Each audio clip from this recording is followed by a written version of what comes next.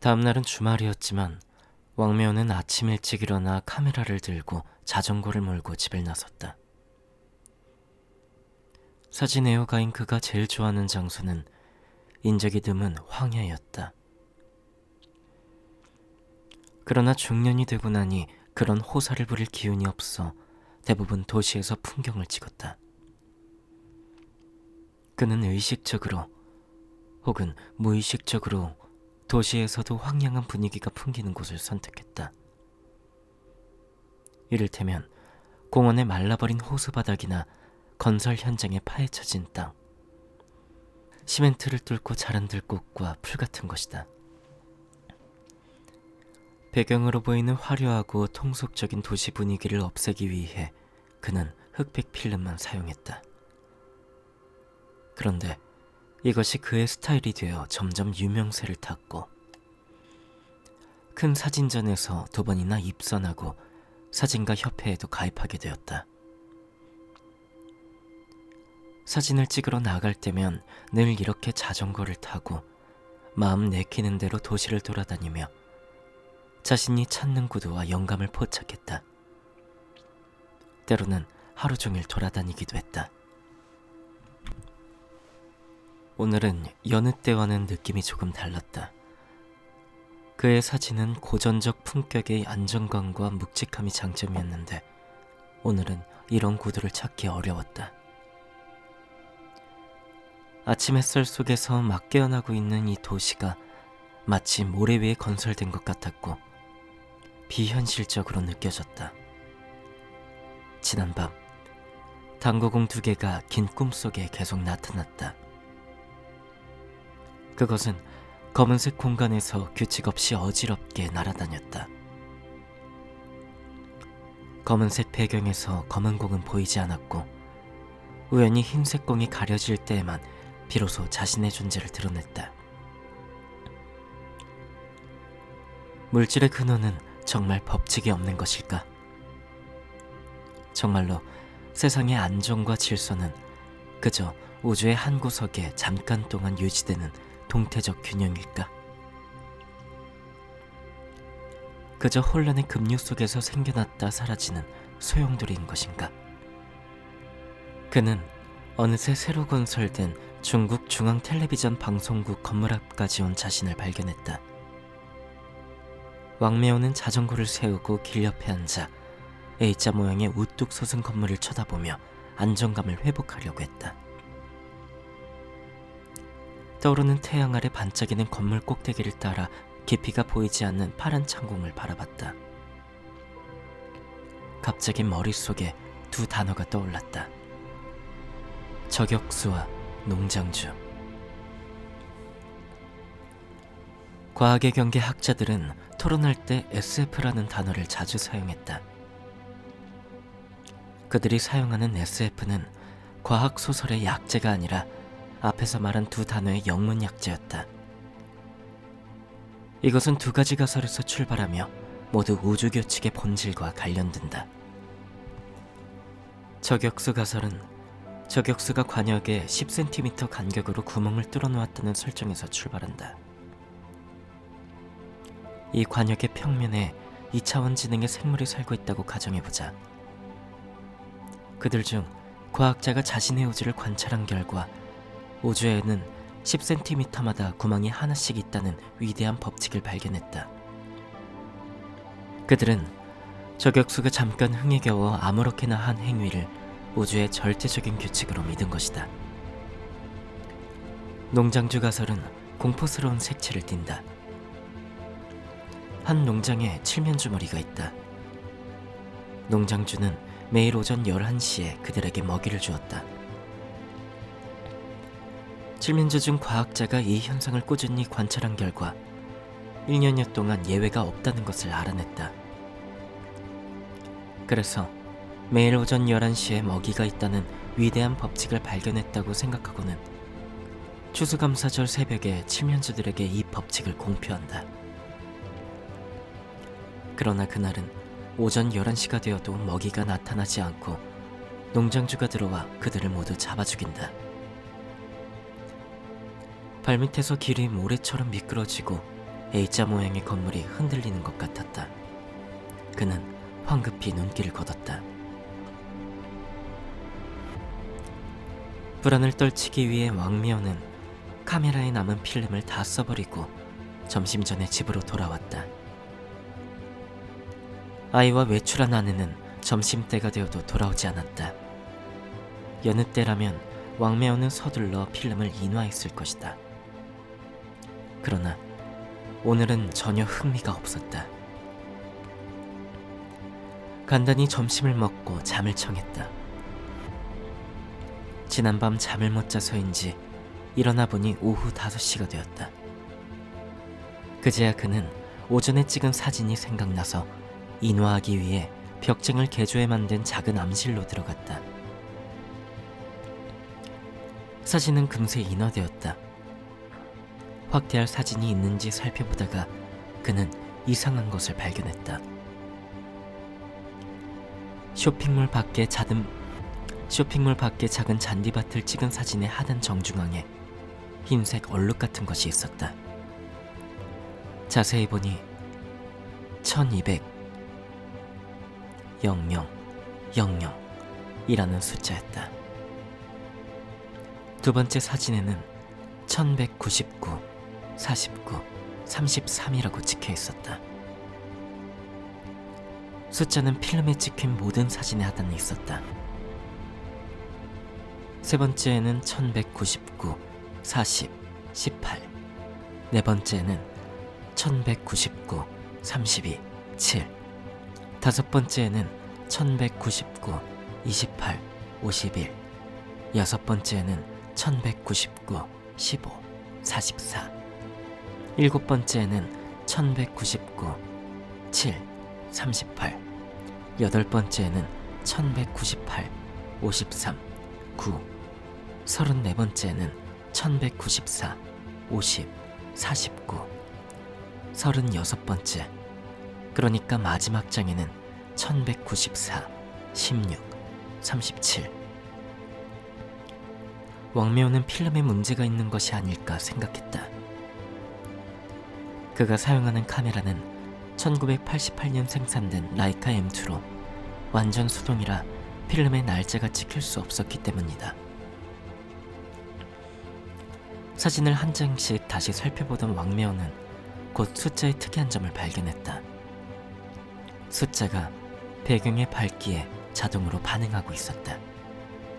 즉, 배경이 어두우면 숫자는 밝게, 배경이 밝으면 어둡게 변해 관찰자가 최대한 잘 볼 수 있게끔 되어 있었다. 16번째 사진을 본 순간 왕미호는 심장박동이 빨라지면서 암실의 냉기가 등을 타고 올라오는 것 같은 느낌이 들었다. 그 사진은 오래된 벽 앞에 서 있는 고목을 찍은 것이다. 벽이 얼룩덜룩해서 원래 위치라면 숫자가 무슨 색이든 똑똑히 보이지 않았을 것이다. 그러나 숫자는 고목의 짙은 기둥과 가지 부분을 구불구불 타고 올라갔다. 언뜻 보면 고목에 붙어있는 희고 가느다란 뱀 같았다. 왕미호는 이 숫자들의 수학적 관계를 고민하기 시작했다. 처음에는 모종의 일련번호라고 생각했지만 그렇다고 보기에는 각 숫자의 간격이 달랐다. 그는 곧 이것이 시간, 분, 초 단위로 이루어져 있다는 것을 깨달았다. 왕미호는 촬영 노트를 꺼냈다. 촬영 노트 상단에 각 사진을 찍은 시간을 분 단위까지 정확히 기록해 놓았기 때문이다. 그는 두 장의 사진에 표시된 시간 간격이 실제 촬영한 시간 간격과 일치하다는 것을 발견했다. 현실과 같은 속도로 시간이 흐르고 있는 게 분명했다. 카운트다운이었다. 1200시간부터 시작된 카운트다운은 이제 1194시간 남아있었다. 지금? 아니다. 마지막 사진을 찍은 그 순간이다. 카운트다운은 여전히 계속되고 있을까?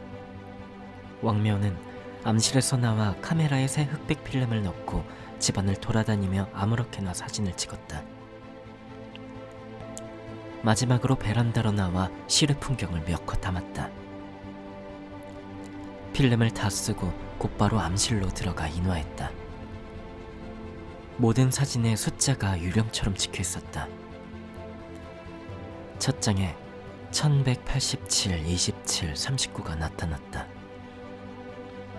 아까 필름의 마지막 장과 이번 필름의 첫 장을 찍은 시간 간격이 정확하게 일치했다.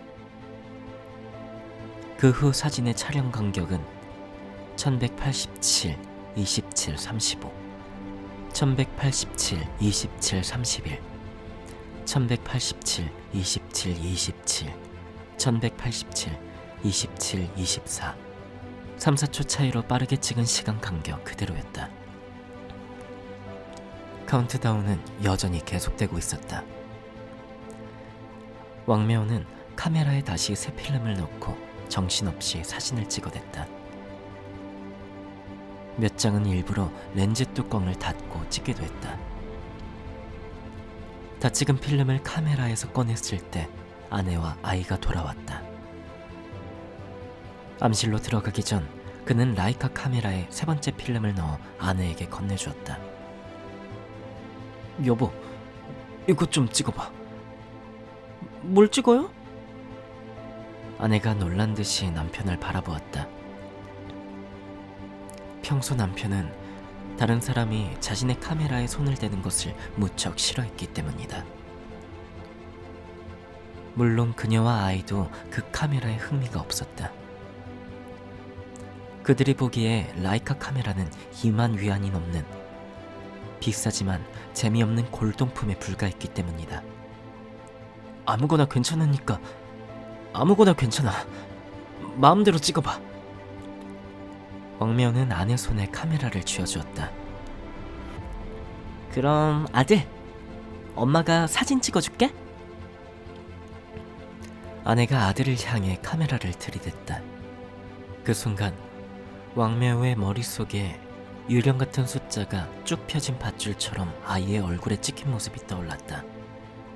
온몸에 소름이 돋았다. 아니, 아이는 찍지 말고 다른 거 아무거나 찍어봐. 찰칵하는 셔터 소리와 함께 아내가 첫 장을 찍었다. 이거 왜 안 눌러져? 필름을 이렇게 돌려야 줘야 돼. 왕매호는 아내에게 필름 감는 법을 알려주었다. 그러고는 암실로 들어갔다. 정말 번거롭네. 의사인 아내는 천만 화소급 디지털 카메라가 보편화된 시대에 이렇게 시대에 뒤떨어지고 비싸기까지 한 골동품을, 게다가 흑백 필름까지 사용하는 것을 이해하지 못했다. 필름을 인화해서 암실의 붉은 등에 비춰보니 유령 같은 카운트다운은 여전히 계속되고 있었다. 아무렇게나 찍은 어지러운 사진과 렌즈 뚜껑을 닫고 찍은 사진에도 1187, 19, 6, 1187, 19, 3, 1187, 18, 59, 1187, 15, 56개 숫자가 뚜렷하게 찍혀 있었다. 아내가 암실 문을 노크하면서 다 찍었다고 말했다. 암실에서 나와 카메라를 받아들고 필름을 빼는 왕매호의 손이 눈에 띄게 떨렸다. 이상하다는 듯 보는 아내의 눈빛을 외면하고 다시 암실로 들어가 문을 걸어 잠갔다.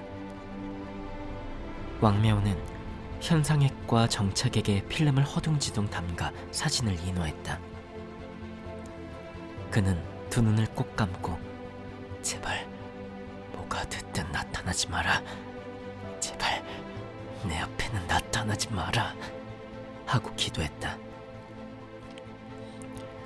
왕매호는 축축한 사진을 루페로 들여다보았다. 카운트다운은 사라졌다. 사진에는 아내가 찍은 실내 모습만 있었다. 비전문가인 아내가 저속 셔터로 찍어 화면은 흐릿했지만 왕매호는 이 사진이 지금까지 자신이 본 것 중에서 제일 괜찮게 느껴졌다. 왕매호는 암실에서 나와 길게 한숨을 내쉬었다. 온몸이 땀으로 뒤범벅되어 있었다. 아내는 주방에서 식사를 준비하고 있었고 아들은 자기 방에서 놀고 있었다. 왕매호는 혼자 소파에 앉아 냉정하게 생각해보았다. 우선 시간의 흐름을 정확하게 기록하고 배경에 맞춰 색이 변하는 숫자를 필름에 미리 남겨둘 수는 없을 터였다. 분명 어떤 힘에 의해 감광되었을 것이다. 그렇다면 그 힘은 무엇일까? 카메라 문제인가? 자신도 모르는 사이 카메라에 어떤 장치를 해놓은 것일까? 왕매호는 렌즈를 떼고 카메라를 열어 돋보기로 내부를 샅샅이 살펴보았다. 먼지 하나 없이 깨끗한 부속들을 다 점검했지만 이상한 점은 발견하지 못했다. 그렇다면 렌즈 덮개를 씌우고 찍은 사진의 감광원은 외부의 침투력이 강한 어떤 광선일 가능성이 제일 높았다. 그렇다면 광선은 어디에서 발사된 것인가? 어떻게 조준했을까? 물론 기술적으로 불가능한 일이었다. 현대 기술에서 이런 힘은 초자연적인 것이다. 유령 같은 카운트다운이 사라졌다는 것을 확인하기 위해 왕매호는 카메라에 다시 필름을 넣고 아무렇게나 사진을 찍었다. 필름을 인화하자 조금 진정되었던 그는 다시 미칠 것 같은 상태가 되었다. 카운트다운이 또다시 나타난 것이다. 사진에 나타난 시간을 보니 카운트다운은 멈춘 적이 없었다. 그저 아내가 찍은 필름에만 나타나지 않았다. 1186, 34, 13 1186, 34, 1186, 34, 2 1186, 33, 46 1186, 33, 35 왕묘는 암실에서 뛰쳐나와 현관문을 박차고 나가 옆집 현관문을 두드렸다. 퇴직한 장 교수가 문을 열었다. 선생님, 댁에 혹시 카메라가 있습니까? 디지털 카메라 말고 필름 카메라요. 프로사진 작가께서 우리 집에서 카메라를 빌려? 2만 위안짜리 카메라는 고장났나? 우리 집에는 디지털 카메라밖에 없는데. 어디 불편한가? 안생이 안 좋아? 그럼 그거라도 빌려주세요. 장 교수는 아주 평범한 코닥 디지털 카메라를 가지고 나왔다. 장 교수는 아주 평범한 코닥 디지털 카메라를 가지고 나왔다. 여기 있네. 안에 있는 사진 몇 장은 지워도 되네. 고맙습니다. 왕매호는 카메라를 들고 집으로 돌아왔다. 사실 집에도 필름 카메라 3대와 디지털 카메라 1대가 있었지만 왕매호는 다른 집 카메라가 더 믿을 수 있다고 생각했다. 그는 소파 위에 있는 카메라 2대와 흑백 필름 몇 통을 보며 잠시 생각하다가 라이카 카메라에 다시 필름을 넣었다. 그리고 집에 있던 디지털 카메라를 부엌에서 음식을 차리고 있는 아내에게 주었다. 여보, 아까 한 것처럼 몇 장 찍어봐. 뭐 하는 거예요? 당신 안색이 도대체 무슨 일이에요? 아내가 깜짝 놀라 왕매호를 쳐다보았다. 별일 아니니까 어서 찍어. 놀란 아내는 쟁반을 내려놓고 주방에서 나와 걱정스런 눈빛으로 왕매호를 바라보았다. 왕매호는 밥을 먹으러 나온 6살 난 아들에게 옆집에서 빌려온 코닥 카메라를 쥐어주었다. 자, 아빠 도와주렴? 여기를 누르면 돼. 옳지 옳지. 그러면 찍히는 거야. 다시 눌러봐. 옳지 옳지. 그렇게 계속 누르면 돼. 아무거나 다 찍으렴. 아들은 카메라에 빨리 익숙해졌다. 꼬마 녀석은 신이 났는지 아주 빠르게 사진을 찍었다. 왕매호도 자신의 라이카 카메라를 들고 사진을 찍기 시작했다. 번쩍번쩍 터지는 플래시 속에서 아내가 어쩔 줄 몰라 하며 눈물을 흘리는 것도 모른 채 왕매호 부자는 찰칵찰칵 미친 듯이 사진을 찍어댔다. 여보, 요즘 일 때문에 스트레스 많이 받는 건 알지만 그래도... 왕명은 라이카 카메라의 필름을 다 쓰자 아들에게 디지털 카메라를 달라고 했다. 그는 아내와 아들을 피해 침실로 들어가 디지털 카메라로 사진을 몇 장 찍었다. 액정 화면을 확인하지 않은 채 뷰파인더만 보며 사진을 찍었다. 결과를 즉시 보고 싶지 않아서였다. 그는 라이카 카메라에서 필름을 꺼내 암실로 들어가 문을 걸어 잠갔다. 인화한 다음 원판을 자세히 봤다. 손이 너무 떨려 두 손으로 루페를 간신히 붙잡았다. 유령 같은 카운트다운은 계속되고 있었다. 왕묘는 암실에서 나와 디지털 카메라의 사진을 살펴보았다. 액정을 확인하자 방금 아들이 찍은 부분에는 카운트다운이 없었지만 자신이 찍은 부분에는 카운트다운이 선명하게 찍혀 있었다. 왕매어가 다른 카메라로 사진을 찍은 이유는 카메라나 원판에 문제가 있을 가능성을 배제하기 위해서였다. 그러나 아들이 찍은 것과 그 전에 아내가 찍은 사진을 보자 다른 카메라와 다른 필름으로 찍어도 다른 사람이 찍은 것은 모두 정상이고 유령 같은 카운트다운은 자신이 찍은 사진에만 나타난다는 이상한 결과가 나왔다. 왕매어는 인화한 사진을 절망적으로 움켜쥐었다. 숫자들은 마치 한데 엉켜있는 뱀 같기도 벗어나기 어려운 밧줄 같기도 했다. 그는 이 문제가 혼자만의 힘으로 해결할 수 있는 것이 아님을 깨달았다. 그렇다면 누구를 찾아가야 한다는 말인가? 대학과 연구소 동료들은 아니었다.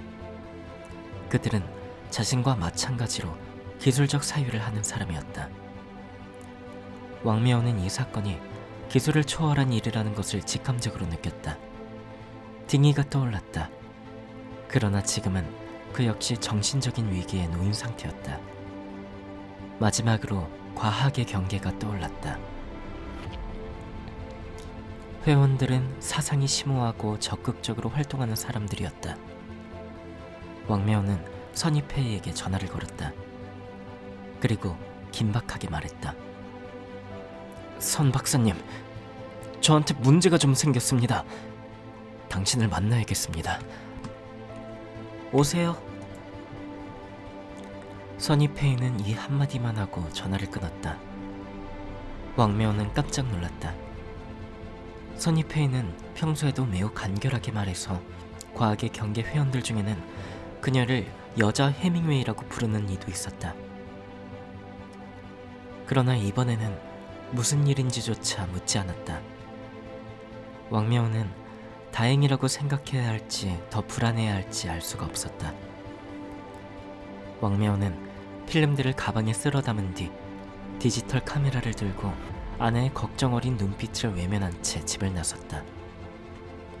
차를 몰 수도 있었지만 휘황찬란한 불빛이 번쩍이는 도시를 혼자 달리고 싶지 않아 택시를 잡았다. 선입회의는 지하철 1호선 신청라인 근처의 고급 빌라 단지에 살고 있었다. 빌라 단지에는 가로등이 드문드문 켜져 있었고 낚시를 할 수 있는 호수도 있었다. 저녁이 되니 전원적인 분위기가 풍겼다. 선입회의는 매우 부유해 보였다. 그러나 왕미어는 그녀가 어떻게 재산을 모았는지 알 수 없었다. 예전 그녀의 연구 수준이나 현재 회사에서의 직위로는 이렇게 많은 돈을 벌 수가 없을 터였다. 하지만 그녀의 빌라 자체는 사채스러움이 전혀 느껴지지 않는 과학의 경계 집회 장소였다. 집에는 회의실 분위기가 나는 작은 도서관이 있었다. 거실에서 왕미어는 선입회의의 남편 웨이청을 만났다. 40살 정도 보이는 그는 성격이 유한 지식인 같았다.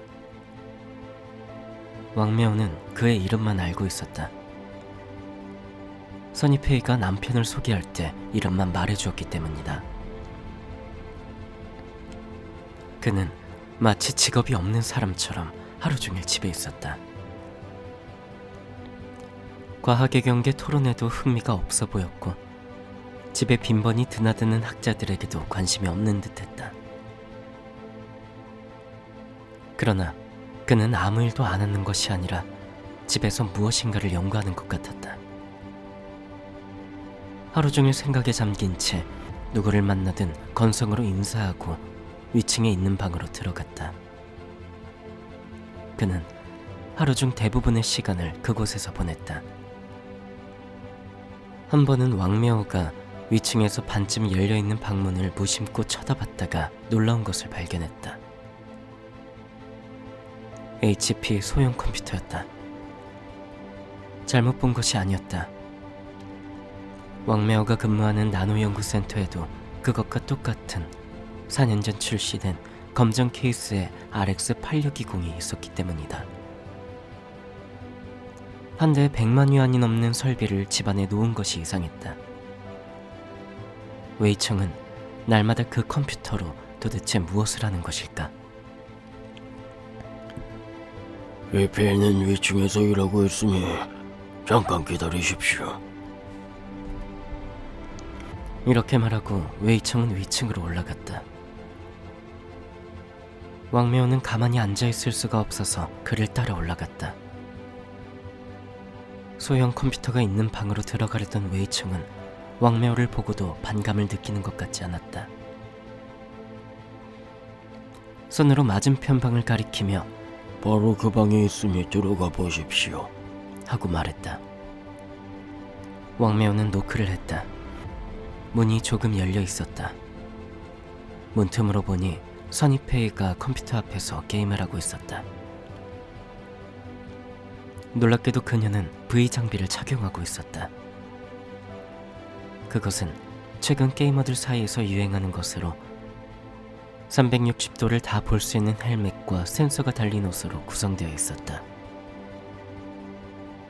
그 옷을 착용하면 게임 속에서 실행되는 공격, 칼로 찌르기나 불타기 등의 감각을 똑같이 느낄 수 있고 폭염과 추위를 느낄 수 있으며 눈보라도 실제처럼 느낄 수 있었다.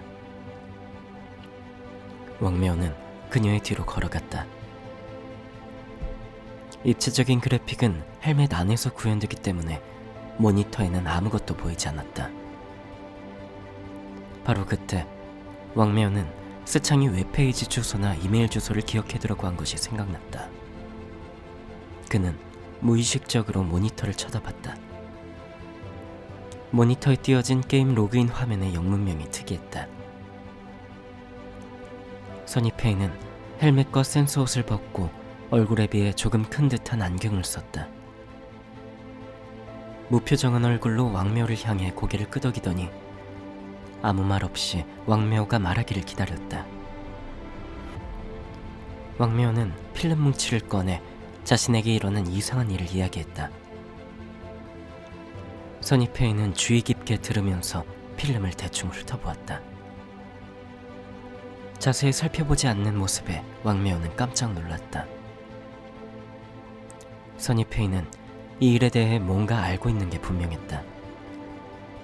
충격을 받은 왕명호는 말을 멈추었다. 선입회의가 계속하라고 몇 차례 고개를 끄덕이고 나서야 왕명호는 그 일을 전부 말할 수 있었다. 그제야 선입회의는 처음으로 입을 열었다. 당신이 주도하고 있는 나노 프로젝트는 어떻게 됐습니까?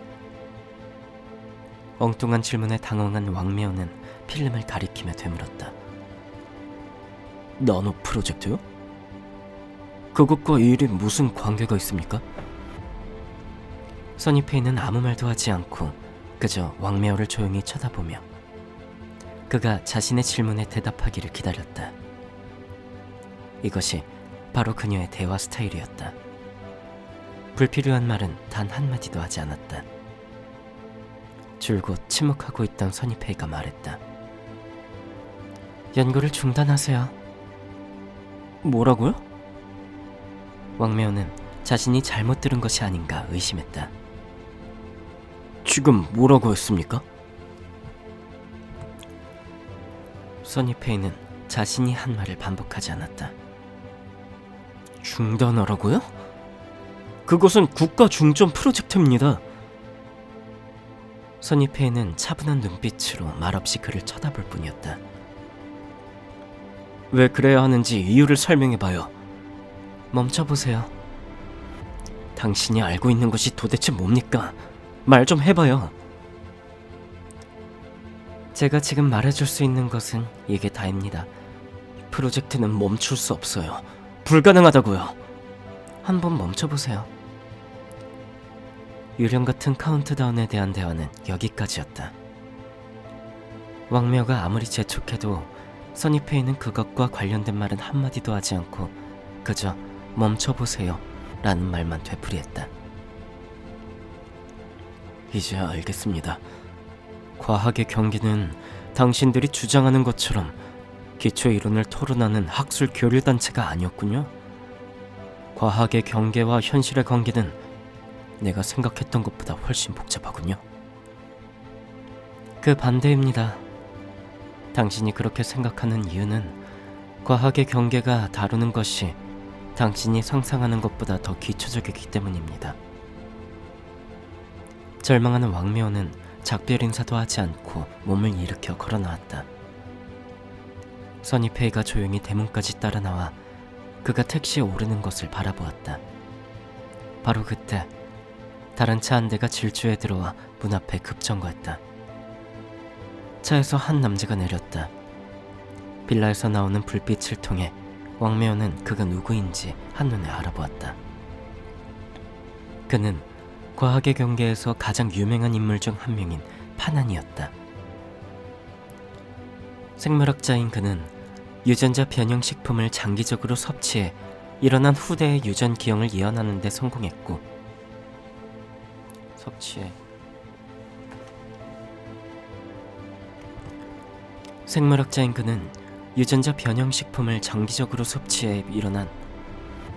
생물학자인 그는 유전자 변형 식품을 장기적으로 섭취해 일어난 후대의 유전 기형을 예언하는 데 성공했고 유전자 변형 작물이 일으킬 수 있는 생태 재난도 예언했다. 내용 없이 겁만 주는 학자들과는 달리 그의 예언은 구체적이고 자세했으며 하나하나 정확하게 현실로 나타났다. 깜짝 놀랄 정도로 정확해서 그가 미래에서 왔다고 하는 사람이 있을 정도였다. 그가 유명해진 또 다른 계기는 국내에서 처음으로 건설된 실험사회 때문이었다. 자연으로 회귀하자는 서양의 유토피아 커뮤니티와 달리 그의 중화전환은 황해가 아닌 가장 큰 도시에 자리를 잡았다. 실험사에 속한 사람들은 돈 한 푼 들이지 않고 식료품을 포함한 모든 일용품을 도시의 쓰레기에서 조달했다.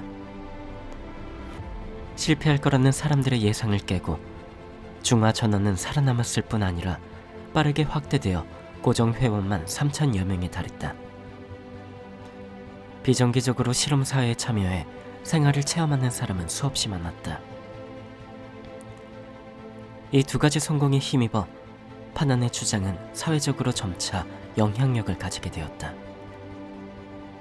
그는 과학기술 혁명은 인류 사회의 병변으로 기술이 폭발적으로 발전하면 암세포가 급속히 퍼지는 것처럼 유기체의 양분을 다 소모시키고 기관을 파괴해 결국 유기체의 죽음에 이르게 할 것이라고 주장했다. 그리고 화석 에너지와 원자력 에너지 같은 거친 기술을 폐기하고 태양열과 소형 수력 발전 같은 온화한 기술을 보존해야 한다고 주장했다. 또한 대도시를 해체해 자급자족할 수 있는 소도시를 만들어 인구를 고르게 분포시키고 온화한 기술을 기반으로 한 신농업 사회를 건설해야 한다고 주장했다. 파나는 빌라 2층을 가리키며 물었다. 안에 있습니까? 써니페이는 대답하지 않고 그의 앞을 가로막았다. 그러자 파난이 차갑게 말했다. 그에게 경고하려고 왔지만 당신도 물론 해당되지. 우리를 압박하지 마시오. 써니페이는 아무 말도 하지 않았다. 그리고 택시에 탄 왕미호에게 가세요. 아무 일도 아닙니다 하고 말한 다음 기사에게 출발하라고 손짓했다. 택시가 출발하는 바람에 왕미호는 그들의 대화를 더 이상 들을 수 없었다.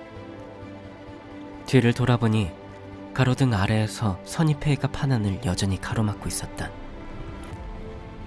집에 도착했을 때는 이미 깊은 밤이었다. 왕묘가 집 앞에 내리자 검은색 산타나가 바로 뒤에 멈추었다. 차창이 열리고 담배 연기가 뿜어져 나왔다. 스창이었다. 건장한 체격 때문에 운전석이 꽉 찼다. 왕 교수, 이틀 동안 잘 지내셨나? 날 미행한 거요? 이거 참. 오해하지 마쇼. 그냥 지나갈 걸 괜히 예의 차린다고 인사했더니 하교로 받아들이네. 스창은 무례함 같은 특유의 멍청한 웃음을 지었다. 어땠어? 그곳에서 뭐 쓸만한 정보도 좀 얻고 교류도 좀 하셨나?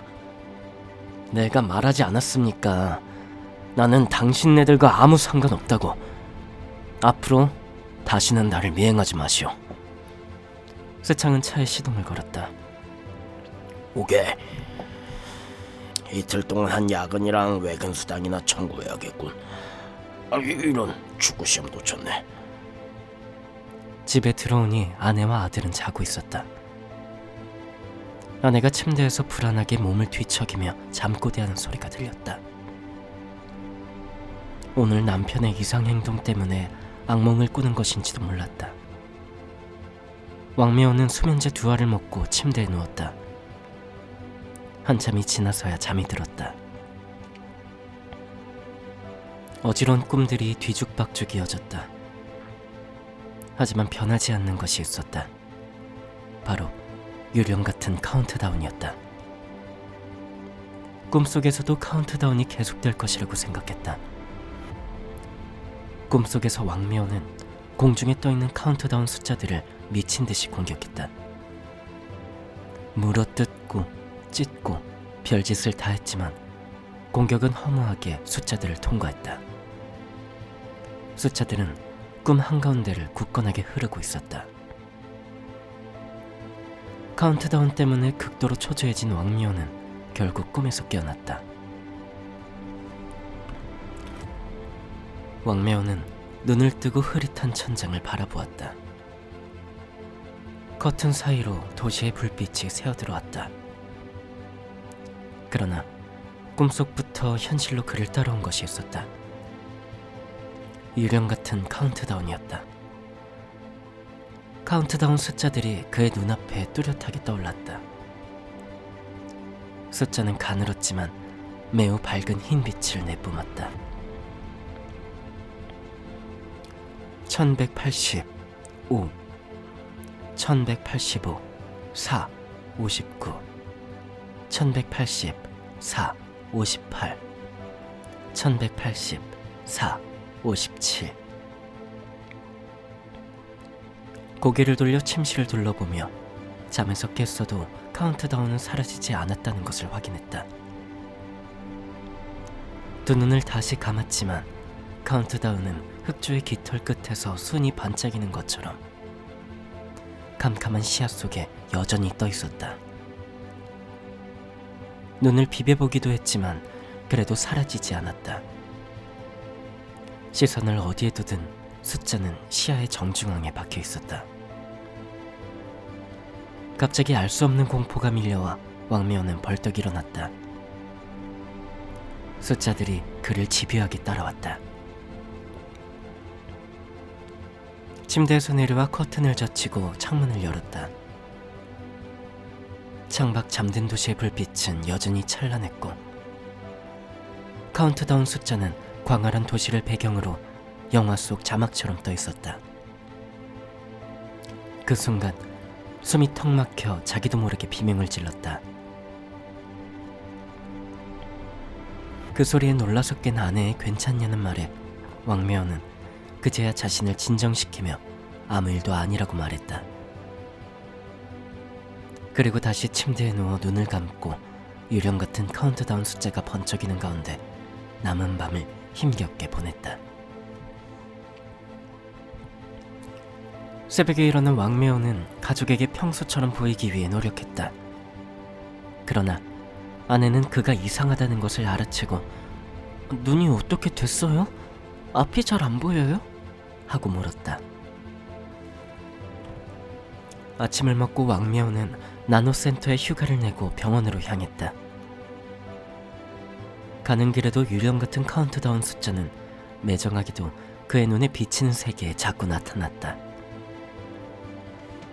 게다가 밝기가 자동으로 조절되어 배경에 따라 또렷하게 바뀌었다. 강렬한 빛을 보면 혹시 사라질까 해서 떠오르는 태양을 똑바로 쳐다보았다. 그러나 마귀 같은 숫자는 태양 위에서도 보였다. 밝게 빛나는 것이 아니라 검은색으로 변해 더 공포스러웠다. 진료 접수가 어려워 아내의 친구를 직접 찾아갔다. 아내의 친구는 유명한 안과 전문의였다. 왕면은 증상을 말하지 않고 일단 의사에게 자신의 눈을 검사해달라고 했다. 왕묘의 두 눈을 꼼꼼히 검사한 의사는 이상 소견은 없고 매우 정상이라고 말했다. 눈에 계속 뭔가가 보입니다. 어디를 봐도 그게 있어요. 그렇게 말함과 동시에 숫자열이 의사의 얼굴 앞에 펼쳐졌다. 1175, 11, 34 1175, 11, 33 1175, 11, 32 1175, 11, 31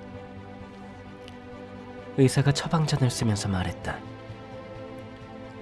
비문증이네요. 우리 나이는 흔한 안과 질환입니다. 유리체가 혼탁해져서 그렇죠. 치료는 잘 안됩니다만 그렇다고 크게 신경 쓸 필요는 없습니다. 요오드 물약과 비타민 D를 처방해드리겠습니다. 없어질 수도 있지만 크게 나아지지는 않을 겁니다. 눈앞에 보이는 것들을 무시하는 습관을 들이면 됩니다. 시력에는 영향을 미치지 않고요. 선생님이 말씀하신 비문증은 눈앞에 어떤 모양이 떠다니는 겁니까? 사람에 따라 다릅니다. 어떤 사람은 작은 점이라고도 하고 어떤 사람은 올챙이처럼 보인다고도 합니다. 숫자 열이 보이는 경우는요? 처방전을 쓰던 의사가 손을 멈추었다. 숫자 열이 보인다고요?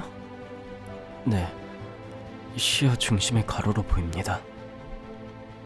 의사는 종이와 펜을 치우더니 친절한 표정으로 왕매호를 바라보았다. 들어올 때부터 매우 피곤해 보였어요. 지난번 동창회에서 리아오 말이 당신이 받는 업무 스트레스가 상당하다더군요.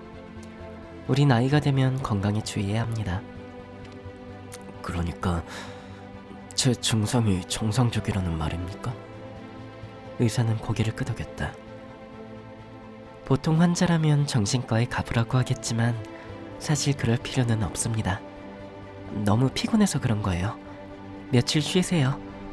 부인과 아이와 함께 며칠 여행이라도 다녀오십시오. 안심하세요. 곧 좋아질 테니.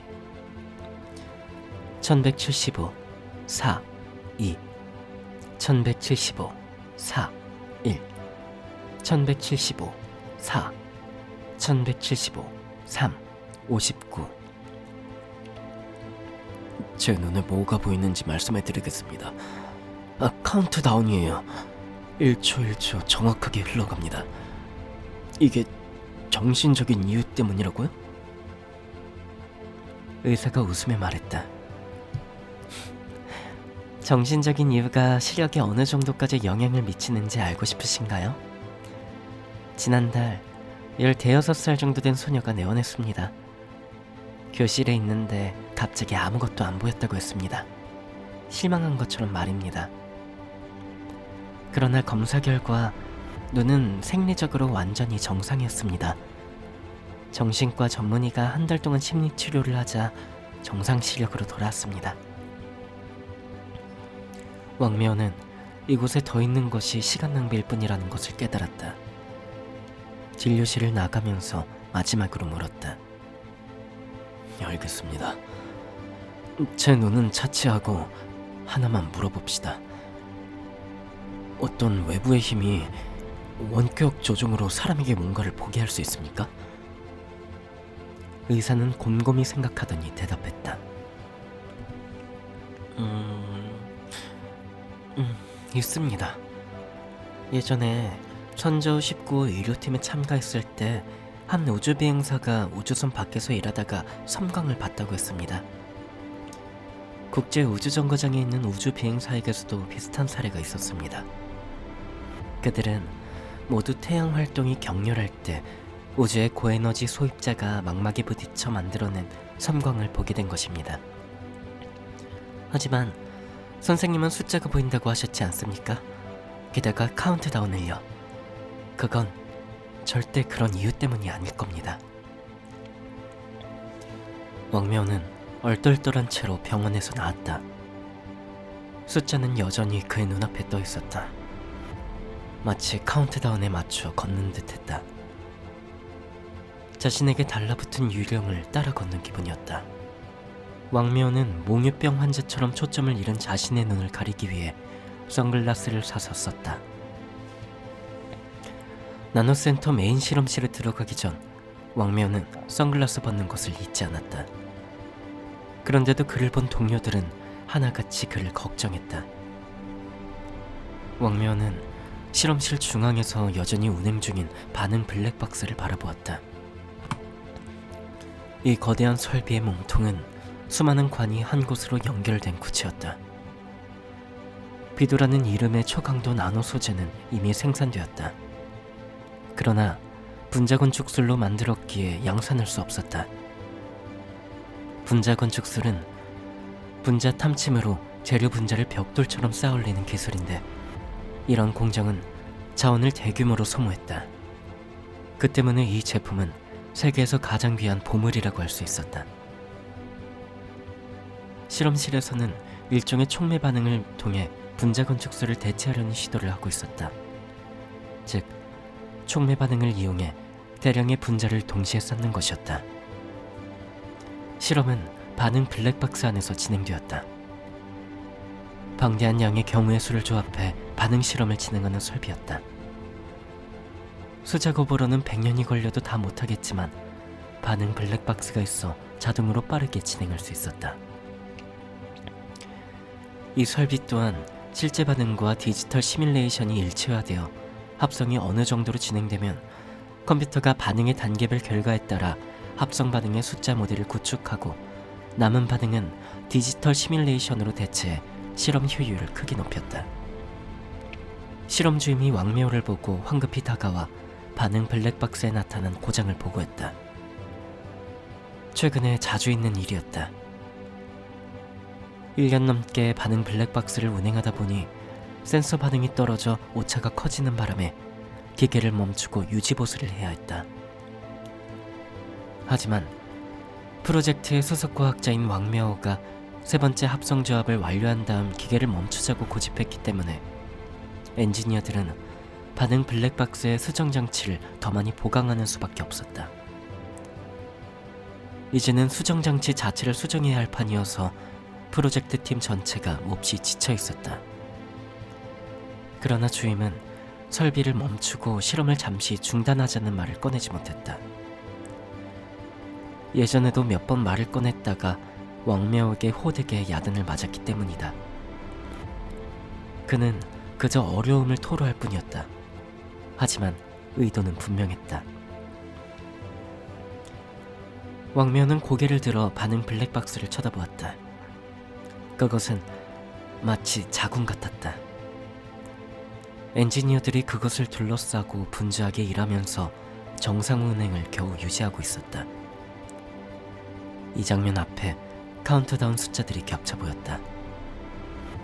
1174, 21, 11, 1174, 21, 10, 1174, 21, 9, 1174, 21, 8.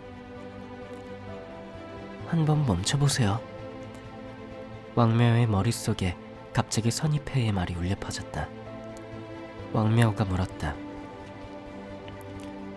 외부 센서 시스템을 전면 교체하려면 얼마나 걸리지?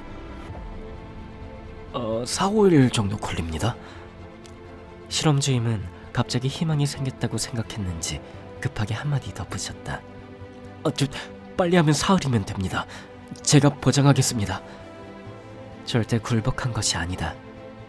이 설비는 정말 보수가 필요하다. 그래서 잠시 멈추는 것일 뿐 다른 일과는 전혀 상관이 없다. 왕매호는 속으로 자신에게 말했다. 그리고 주임을 향해 돌아서서 카운트다운 숫자 너머에 있는 글을 보았다.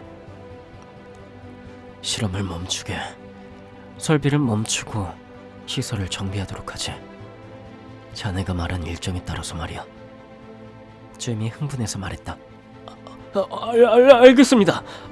설비 정비 방안을 곧 올리겠습니다. 오후에는 설비를 멈출 수 있을 겁니다. 지금 바로 멈추자고. 실험 주임은 못 알아들었다는 듯이 왕매호를 쳐다봤지만 곧 흥분 상태로 되돌아왔다. 이 기회를 잃어버릴까봐 재빨리 전화기를 들어 설비 정지 명령을 내렸다. 그러자 지체했던 프로젝트 팀의 연구원과 엔지니어들이 일제히 흥분해서 프로세스에 따라 수백 개의 스위치를 끄기 시작했다. 모니터 화면이 하나둘 꺼졌고 마지막으로 주 모니터 스크린에 정지 상태를 알리는 표시가 떴다. 그와 동시에 왕매호의 눈앞에 있던 카운트다운도 멈췄다. 숫자는 1174, 17에 고정되었다. 그리고 몇 초 뒤 숫자는 몇 번 깜빡이더니 사라졌다. 유령 같은 카운트다운 숫자들이 없는 현실이 다시 눈앞에 펼쳐지자 왕매호는 길게 한숨을 내쉬었다. 마치 깊은 물속 바닥에서 어렵게 수면 위로 나온 것 같았다. 왕매호는 의자에 털썩 주저앉았다. 그는 옆에서 누군가 자신을 지켜보고 있다고 느꼈다. 왕매호가 실험 주임에게 말했다. 시스템 점검은 설비부 일이니 실험팀 사람들은 며칠 푹 쉬도록 하게. 모두 고생 많았네. 많이 피곤해 보이십니다. 실험실에는 장수석 엔지니어가 있으니 돌아가셔서 푹 쉬세요. 그래야겠어. 많이 피곤하군.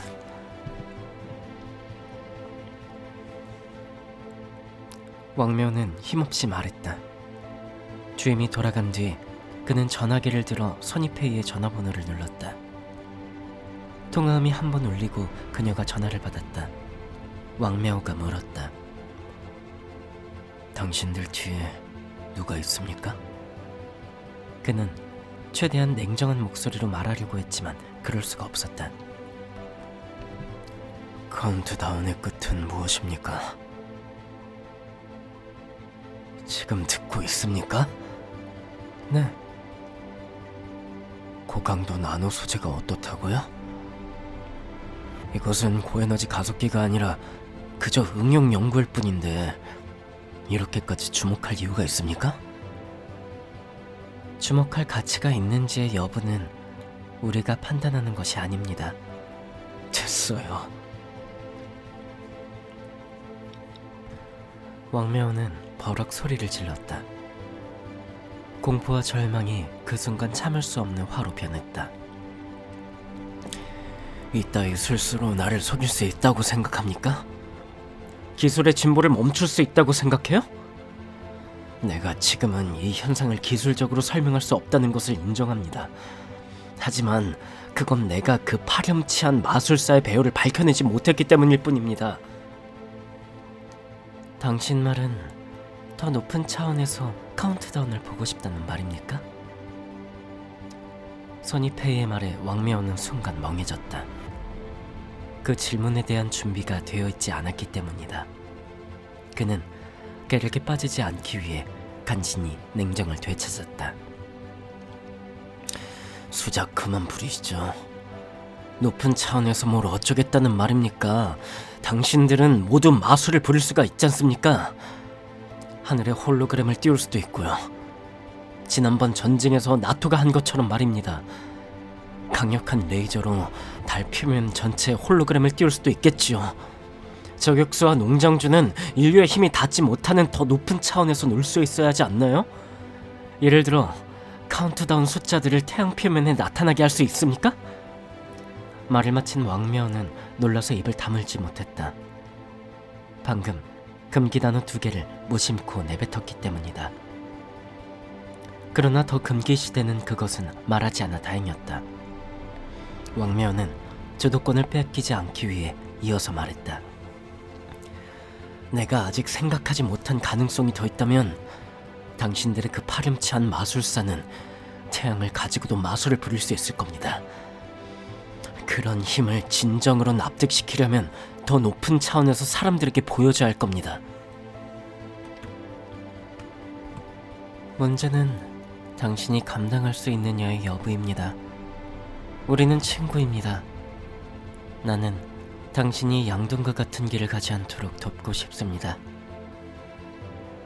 그 이름을 듣자 왕묘는 자기도 모르게 부르르 떨었다. 하지만 그와 동시에 분노가 일어 아무것도 생각할 수 없었다. 받아들이겠습니까? 네. 왕묘의 목소리에서 힘이 빠졌다. 옆에 인터넷이 가능한 컴퓨터가 있습니까? 좋아요. 주소 입력창에 제가 말한 것을 입력하세요. 열었습니까? 페이지를 출력해서 가지세요. 모니터 화면에 모스부어 대조표가 한 장 나타났다. 도대체 모르겠군요. 이곳은... 이틀 안에 우주 배경 복사를 관측할 수 있는 곳을 찾으세요. 구체적인 건 나중에 이메일로 알려드리겠습니다. 이건 대체 뭡니까? 나노 연구 프로젝트가 중단되었다는 걸 알고 있습니다. 다시 가동할 건가요? 물론입니다. 사흘 뒤에는 재가동할 겁니다. 그러면 카운트다운은 계속됩니다. 너는 앞으로 어떤 차원에서 그것을 보게 됩니까? 오랜 침묵이 이어졌다. 인간의 이해력을 초월한 힘의 대변인은 냉정하게도 왕묘의 모든 출구를 막아버렸다. 사흘 뒤, 그러니까 14일 새벽 1시에서 5시까지 우주 전체가 당신을 위해 반짝일 것입니다.